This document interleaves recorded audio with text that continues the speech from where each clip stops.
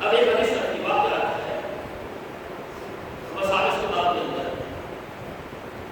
ایک صحابی آتا ہے آپ صلی اللہ علیہ وسلم کے سامنے کہ جب میں نماز پڑھتا ہوں میری نماز اور میرے درمیان شیطان قائم ہو جاتا ہے. یہ وسوسے ہے، ایمان آتا ہے، وضو ٹوٹ گیا ہے، یہ وسوسہ ہوتا ہے، وہاں ہوتا ہے، شک ہوتا ہے لوگوں کو. ایسی صورت کے اندر نماز پڑھنے کی اجازت نہیں، نماز پڑھنے کی. اس لیے شک پر حکم نہیں لگتا یار، شک پر حکم نہیں لگتا. اور اس صحابی نے جب یہ سوال کیا تو آپ علیہ السلام نے اس کو کیا کرنا ہے؟ آپ نے فرمایا تم نماز پوری کر. وہ کچھ بھی کرتا ہے. اگر نماز چھوڑ دی تو پھر آپ کوئی بھی نماز مکمل نہیں کر سکو گے، اس لیے کہ آپ اس کو کہنا مان لیا، اس کے وسوسے پر عمل کر لیا آپ نے، وہ آپ کو عبادت سے محروم کر دے گا. ایک اور واقعہ جو اصل بنیاد ہے حدیث میں آتا ہے، ایسے مجلس سے سوال جواب ہے. صحابی ذکر کرتا ہے کہ یا رسول اللہ صلی اللہ علیہ وسلم میں جب کسی چیز کو بھی دیکھتا ہوں شیطان وسوسے ڈالتا ہے، اس کو کس نے پیدا کیا؟ میں کہتا ہوں اللہ نے. یہ سوال جواب چلتے ہیں، بہت تفصیل آتی ہے حدیث میں. یہاں تک کہ شیطان آخر میں پھر یہ وسوسہ ڈالتا ہے کہ اللہ کو کس نے پیدا کیا؟ اللہ کو کس نے پیدا کیا؟ اب دیکھیں ایمان کی شناخت میں نے ذکر کی تھی. ایمان کی شناخت کیا ہے؟ عقیدے کو محفوظ کرنا، ایمان کو محفوظ کرنا، اللہ سے تعلق کو محفوظ کرنا، اللہ کی محبت کو محفوظ کرنا. آپ علیہ السلام نے فرمایا کہ جب شیطان وسوسہ ڈالتا ہے کہ اللہ کو کس نے پیدا کیا تو اس وقت تو کیا کہتا ہے؟ اس وقت تو کیا کہتا ہے؟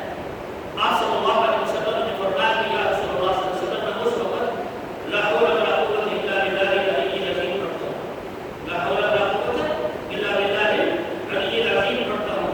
آپ صلی اللہ علیہ وسلم نے فرمایا کہ تیرا ایمان ہے. کیا ہے؟ تیرا ایمان ہے. یعنی ایمان کی شناخت میں نے مجسد میں ذکر کی تھی. دوسری شناخت پہچان کیا ہے؟ چار دشمنوں کے مقابلے کے وقت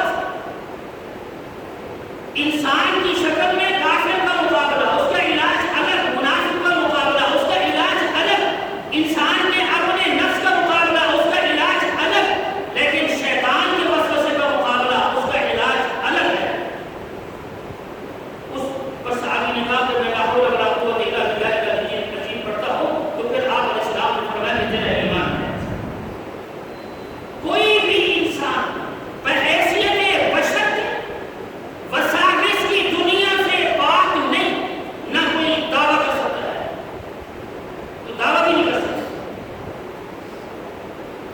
اسی لیے آپ صلی اللہ علیہ وسلم نے خود اور اپنے لیے پڑھی اللہم اعوذ بک من شر نفسی، اے اللہ میں اپنے شر کے نفس سے اپنے آپ کو آپ کی پناہ میں دیتا ہوں. کیا حضور علیہ السلام نے وہ دعائیں نہیں پڑھی؟ اللہم انی اسألک العفو والعافیہ فی الدنیا والآخرہ ومن بین یدی ومن خلفی وعن یمینی وعن شمالی.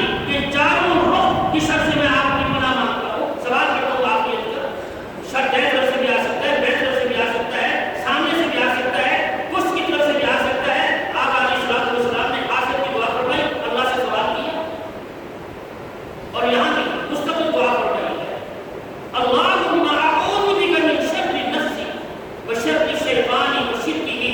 اے اللہ میں اپنے آپ کو اپنے نفس کے شر سے بھی آپ کی پناہ میں دیتا ہوں، شیطان کے شر سے بھی اپنے آپ کو آپ کی پناہ میں دیتا ہوں، اور شرک کے شر سے بھی.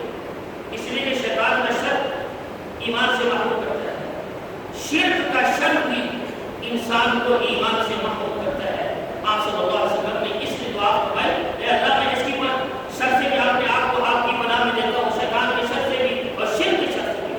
آج جو شرک ایسے ہو رہا ہے، ایسے لوگ کر رہے ہیں، فخریہ کر رہے ہیں، اعلانیہ کر رہے ہیں، اور اس پر لڑنے مرنے کے لیے بھی تیار ہوتے ہیں. لڑتے بھی ہیں، مرتے بھی ہیں، مارتے بھی ہیں اور حرام موت مرتے ہیں.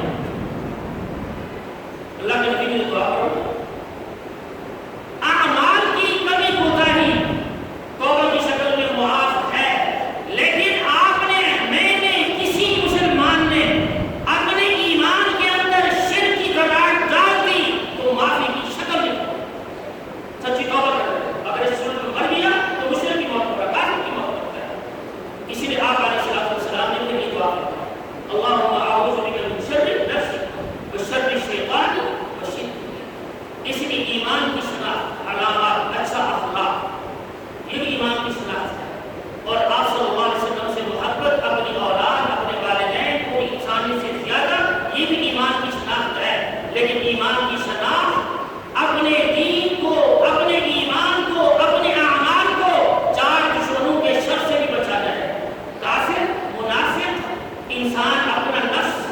اور شیطان، ان چاروں دشمنوں